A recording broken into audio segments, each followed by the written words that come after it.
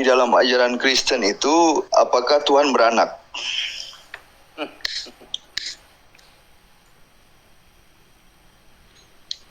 Silakan Bang. Itu aja. Cepat aja Bang. Soalnya saya takutnya kelamaan. Aku jawab ya. Allah kita mempunyai anak.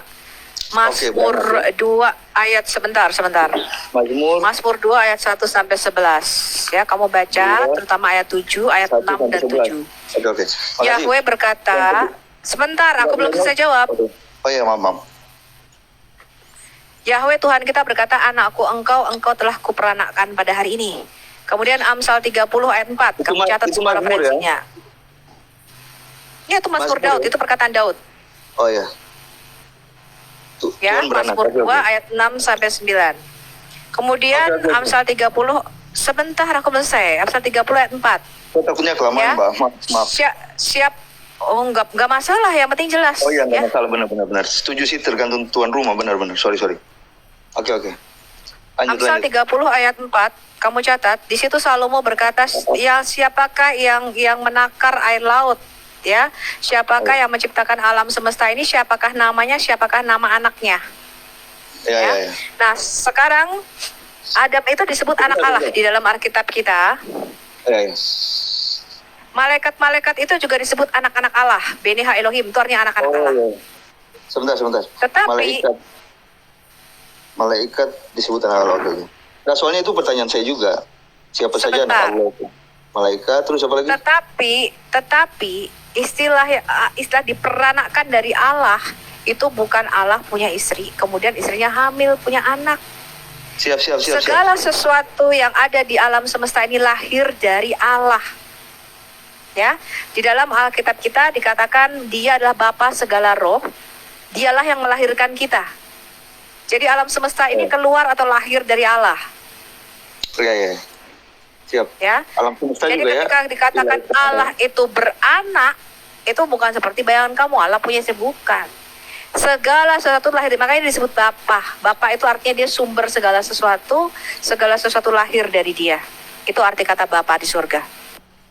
Berarti anak Allah tadi malaikat, alam semesta apalagi?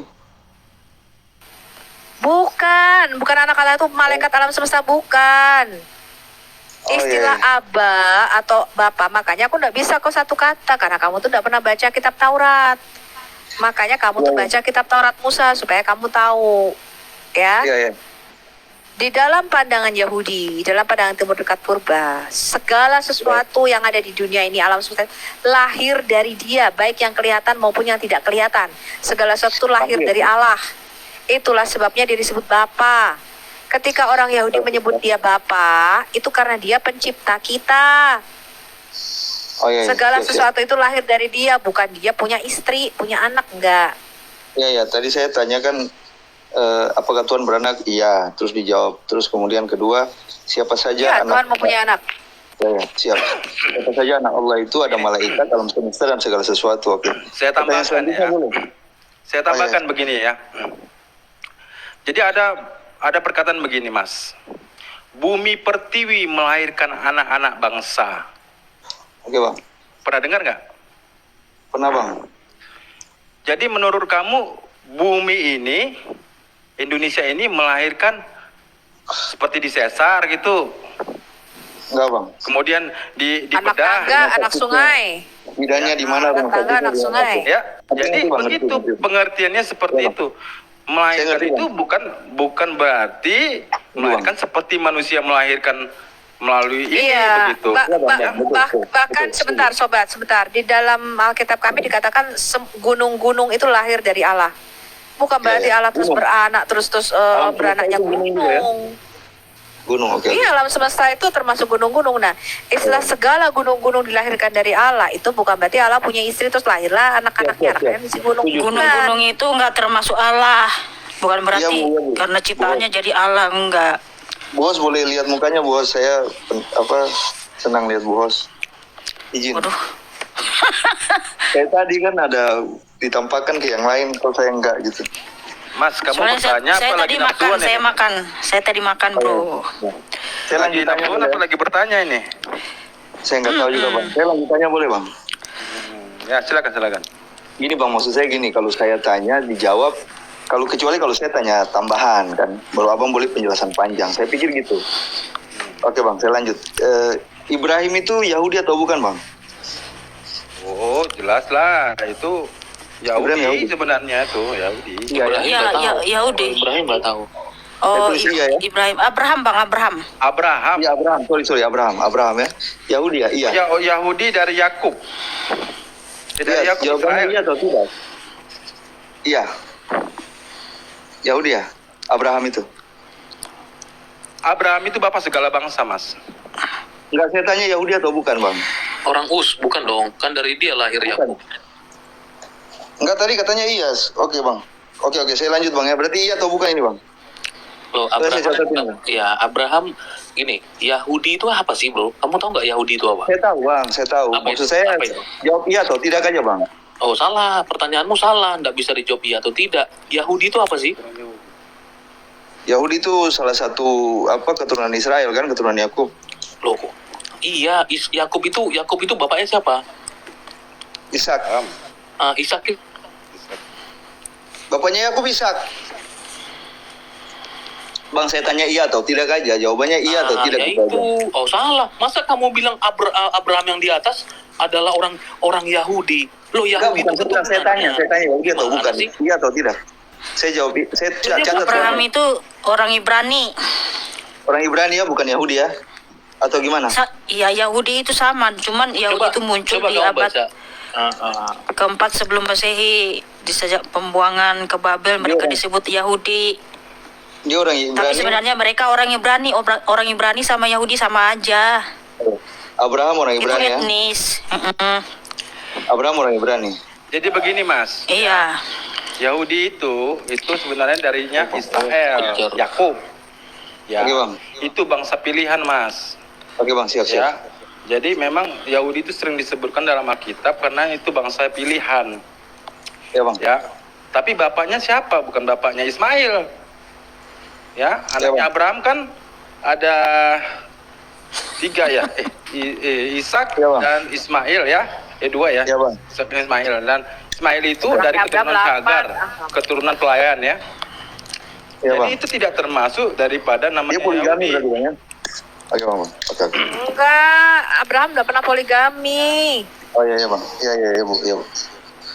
Oke Bu. Iya, Dia benar. mati baru dia Jangan kawin. lompat-lompat dulu, Mas, satu-satu dulu ya. Abraham orang Jadi- Ibrani. Abraham Jadi- itu orang Ibrani, nggak pernah poligami, ya nggak pernah. Jadi dia itu sebenarnya hanya disuruh nidurin si Hagar. Waduh Bu, terima kasih Bu. Iya, hanya nggak sah sebenarnya itu, bukan anak. Itu hanya anak daging. Ismail itu hanya anak daging. Walaupun begitu memang karena Ismail ini kan nggak ada salahnya ya, sebab Sarah yang nyuruh Hagar untuk menghampiri si Hagar ya supaya punya anak. Padahal kan Tuhan sudah bilang sama Abraham sama Sarah bahwa mereka akan diberikan keturunan. Nah, si Sarah ini nggak sabaran orangnya. Jadi Ismail itu anak daging, bro. Oke. Abraham orang Ibrani itu Yahudi ya? Iya. Ibrani sama dengan Yahudi. Oke. Berarti Abraham orang Yahudi ya? Ibrani itu keturunan Eber, ya. Dia punya nenek moyang Eber, berbahasa Ibrani. Abraham itu orang Ur-Kasdim di daerah Irak yang sekarang. Ya. Abraham orang Ur-Kasdim. Oke, sorry. Abraham orang Ur-Kasdim. Ibrani itu keturunan Eber ya? Eber itu siapa lagi? Ya, makanya kau baca kitab Taurat sudah kakeknya kau baca aja kita, bro. gitu. Ya, soalnya saya bingung juga tadi katanya orang Ibrani, orang Yahudi, orang Ur-Kasdim. Sebenarnya orang mana ini sebenarnya? Iya, dia itu dipanggil orang Ibrani. Kenapa Abraham disebut orang Ibrani? Jangan-jangan orang Karena dia Jawa berbahasa Ibrani. Loh, kok orang Jawa? Enggak, maksudnya jangan-jangan kan jawabannya kan Bukan gini loh. Sobat, bukan nambah-nambah. Karena kamu nggak baca kitab Taurat. Abraham itu disebut orang Ibrani. Saya jelaskan kenapa dia disebut orang Ibrani. Karena dia berasal dari Ur-Kasdim, nenek moyangnya tuh Eber. Eber inilah ketika dipecah bahasa-bahasa di dunia itu berbahasa Ibrani. Dia mewarisi bahasa Ibrani dari ya. Abraham Eber. Oke, siap. Saya lanjut boleh ya? Udah cukup lah itu pertanyaanmu, bro ya. Jadi yang jelas ya. Itu, Bu. Saya kan makanya saya minta jawab singkat karena itu, Bu. Pertanyaan saya ada beberapa ini. Besok lagi, kamu kan udah sering kali naik ke sini. Besok lagi ya, bro. Bu, Yang izin penting dulu. kau sudah lihat wajahku. Ibu izin, saya ada beberapa lagi Bu. Sudah terpuaskan lihat Wicana ya. Bu, apakah hukum Taurat berlaku untuk Yesus Bu?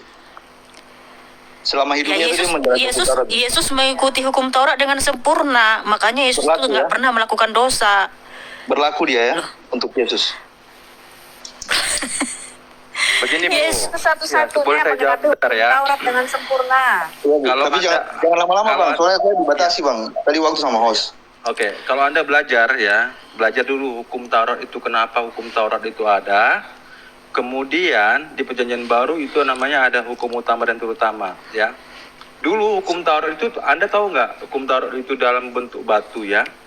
Itu ditaruh ke dalam yang namanya buatan manusia itu, ya, buatan bangsa Israel itu namanya tabut perjanjian, ya.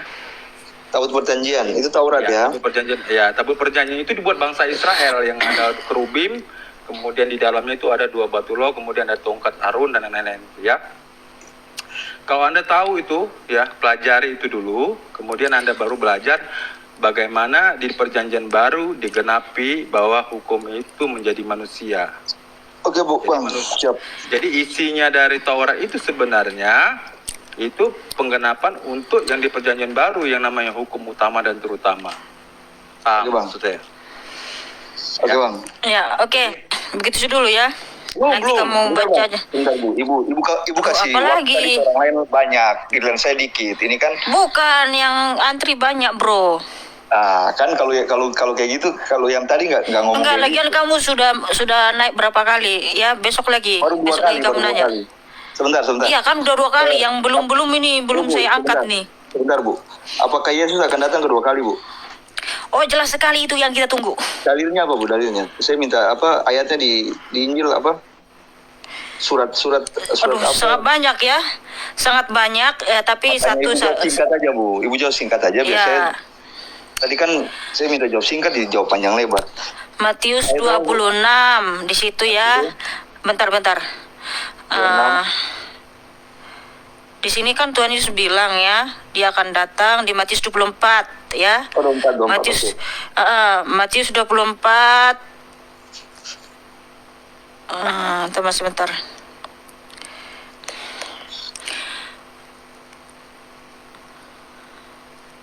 Sebentar. 24 ayat berapa? Bu jangan lama-lama Bu. Oh, Matius 25. Oke. Matius 25 ayat 31 ya, di tangan Tuhan Yesus ya. Dia akan datang bersama dengan malaikat-malaikatnya ya dalam kemuliaannya. Dan nanti itu salah satu, itu masih banyak sebenarnya. Terus Wahyu 19. Oke Bu, nanti Wahyu aja Bu. 19 ayat 11 sampai 16. Di situ dia datang sebagai hakim adil. Ya. Bu. Udah ya? Apa lagi? Tujuan Yesus dibaptis apa Bu? Tujuan Yesus dibaptis. Aduh, banyak kali pertanyaannya. Besok lagi. Cepat, jawab cepat aja. Tujuan Yesus dibaptis itu menggenapkan seluruh kehendak Bapa. Yesus ngomong sendiri di situ. Kalau Ya. tujuan baptis apa Bu? Tujuan baptis. Tujuan baptis adalah untuk Tujuan baptis. ya. Sunat Kalau- hati, menanggalkan manusia lama. Tujuan baptis itu bagi kita yang percaya ya. Kita percaya bahwa Yesus Kristus telah mati dan bangkit bersama dengan kita ya. Itu Manusia lama, menggenapkan manusia lama ya. Oke. menggenapkan. Mas, Meninggalkan Mas, manusia begini, Mas. lama. Meninggalkan Jadi manusia. kalau orang dibaptis itu, Mas Meninggalkan. tahu nggak, Mas? Ya. Itu dimateraikan, Mas. Nanti nanti di akhir zaman nanti dibukakan buku nama kamu ada nggak? Jadi Betul, dimateraikan. Jadi kalau kamu nggak dimateraikan, nama kamu nggak ada, kamu keluar. Oh iya, Nggak bisa masuk, nama kamu nggak ada, seperti itu. Iya Bang. Betul. Bang, apakah Yohanes apakah- 5 ayat apakah- 3 ya, dengar baik-baik, ini penting.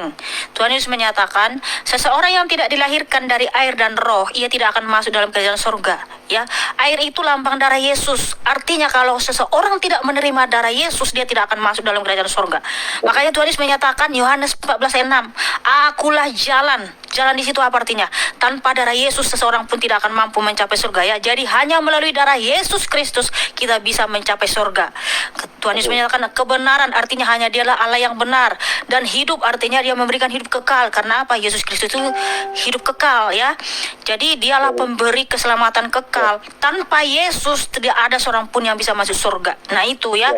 Makanya harus dilahirkan dari air dan roh. Artinya percayalah bahwa Tuhan Yesus telah memberikan darahnya untukmu, untuk keselamatanmu. Kemudian dari roh katanya kan kamu harus dibaptis Roh Kudus sama Tuhan Yesus. Nah Tuhan Yesus lah yang membaptis kamu dengan kuasa Roh Kudusnya, ya. Seperti itu saudaraku. Udah gantian dulu sama yang lain, ya. Tuhan Yesus memberkatimu. Oke. Apakah orang Kristen mengimani Tuhannya Musa, Bu? Bu, apakah orang Kristen mengimani Tuhannya Musa? Iya, kita menyembah Allah Abraham, Ishak dan Yakub, ya. Oh, iya. Yahweh, ya. Yahweh itu adalah Oke, Tuhan saya- Yesus Kristus itu sendiri. Ada Oke, sip. catatan. Udah, Iya. pas itu udah. Apakah